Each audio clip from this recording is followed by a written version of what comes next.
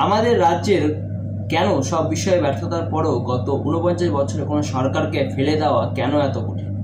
এত দুর্নীতি ও অবশোষণের পরেও কেন তৃণমূল এত আত্মবিশ্বাসী?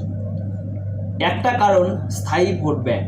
সিপিএম জামানায় ভাগা সুবিধাভোগীরা ও তৃণমূলের সময় অস্থায়ী কর্মচারী, শিক্ষক, অধ্যাপক, পুলিশ, আইসিডিএস, আশা, প্যারা টিচার, 100 দিনের কাজের শ্রমিক ও বিভিন্ন শ্রী প্রাপক সঙ্গে অবশ্য মুসলিম ভোট ব্যাংক। এদের সঙ্গে নিয়ে 35% একটা ভোট স্থায়ী ব্যাংক তৈরি করে আমাদের শাসক। বাকি 65 এর পক্ষে ব্যাংক ভাঙা কঠিন। 2006 ভোটের পর সিপিএম মুসলিম ভোট হারায়, ব্লাড প্রুফ পড়ে, তখন তারা মুরগি মেরে ক্ষতিপূরণ দেয়নি এবং ফল 2008 পঞ্চায়েত। আর এইবারে সম্ভাবনা ছিল ওয়াক বা মুসলিম সম্পত্তি হারানোর পর। কিন্তু আবার রাহুল, হুমায়ুন ও সেলিমকে ব্যবহার করে মমতা ব্যানার্জি অনেকটা মিটিয়ে নিয়েছে মুসলিমদের ক্ষোভ। মমতা ব্যানার্জি চান কংগ্রেস ও সিপিএম মুসলিম প্রধান 3 জেলায় কম মুসলিম ভোট পায় এবং কলকাতা সংলগ্ন এলাকায় ঢেলে হিন্দু ভোট পায়। মুর্শিদাবাদ, মালদা, দিনাজপুরে কংগ্রেস, সিপিএম তাদের হারিয়ে যাওয়া জমি খুঁজে পেতেই হুমায়ুনকে বোতল থেকে বের করেন মমতা। বাইরন বিশ্বাসের জয়, সেলিমের ভালো ফল মমতাকে চিন্তায় ফেলে। রাস্তাটা একটাই, বাবরি। কিন্তু কলকাতা ও সংলগ্ন জেলায় কোনো চাল খেলবেন মমতা ব্যানার্জি ও দীপঙ্কর ভট্টাচার্যরা?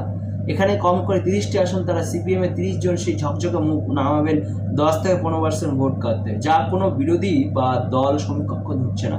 যেমন ধরা হোক উত্তরপাড়া, দমদম, টালিগঞ্জ, কাঞ্চন, বাদ্য ও অরূপপুরে হার নিশ্চিত। আর এখানে যদি সিপিএম দীপশিখা, মীনাক্ষী ও শত্রুঘ্নকে প্রার্থী করে, তাহলে কাঞ্চন, বাদ্য ও অরূপ কোনো প্রচার না করে ঘরে বসে জিতে বেরিয়ে আসবে, কারণ বিরোধী ভোট ভীষণভাবে ভেঙে যাবে।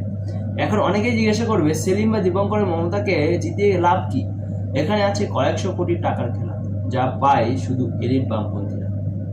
আজকের দিনে কলেজ স্ট্রিটের press, Tollygunge, cinema, OTT, serial, বিভিন্ন সরকারি দপ্তরের ডেপুটি ও জয়েন্ট সেক্রেটারি, ঠিকাদার, রাজ্য সরকারি অবশিষ্ট, PSU, school committee, college committee, বিশ্ববিদ্যালয় কমিটি ও 99% মিডিয়া আপাতদৃষ্টিতে তৃণমূলের মনে হলেও এগুলো চালাচ্ছে 80 থেকে 90 দশকের এসএফআই, ডিএসও, ডিএসএফ, পিডিএসএফ বা 1% প্রাক্তন পরিষদ নেই বিদ্যা পরিষদে, প্রশ্নই ওঠে না। 1% ও প্রাক্তন ছাত্র পরিষদ নেই বিদ্যা পরিষদ, তো প্রশ্নই ওঠে না। ওই সময় ছাত্র পরিষদে শিবপুর, জলপাইগুড়ি, আরজিগড়, সিটি, কৃষ্ণনাথ বা হাবড়া চৈতন্যের লোকজন কেউ এই সরকারের কোনো চেয়ারে নেই। তাই সিপিএম মুর্দাবাদ, মালদা বা দিনাজপুর জেতাচ্ছে দমদম, যাদবপুর, উত্তরপাড়া, টালিগঞ্জ এ 10% ভোট ধরে রাখাটা অনেক বেশি প্রয়োজন মনে করেন। এটা দরদামের একটা হাতিয়ার। আর কংগ্রেস, মুর্শিদাবাদ, মালদা, দিনাজপুর কংগ্রেস এই খেলায় ক্ষতিগ্রস্ত হবে, কিন্তু অধীরবাবু পদ ছাড়ার পরে তাদের কোনো গুরুত্ব নেই। আর লাভ কলকাতামুখী বিধানভবন কংগ্রেসের।